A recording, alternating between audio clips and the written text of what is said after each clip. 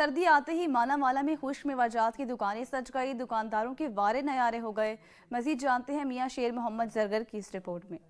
سردی کی شدت بڑھتے ہی خشک میوہ جات کی فروخت میں اضافہ ہو گیا ہے تو دوسری طرف مانا والا میں بھی خشک میوہ جات کی دکانوں کے سٹال سج گئے ہیں۔ بادام، پستہ، کاجو و دیگر خشک میوہ جات کی مانگ میں بھی اضافے کے ساتھ ساتھ دکانداروں کا کاروبار بھی چمک اٹھا ہے۔ ਵਧਣ ਦੇ ਨਾਲ ਖੁਸ਼ਕ ਮੇਵਾ ਜਾਤ ਦੀ ਮੰਗ ਦੇ ਵਿੱਚ ਇਜ਼ਾਫਾ ਹੋ ਰਿਹਾ ਹੈ।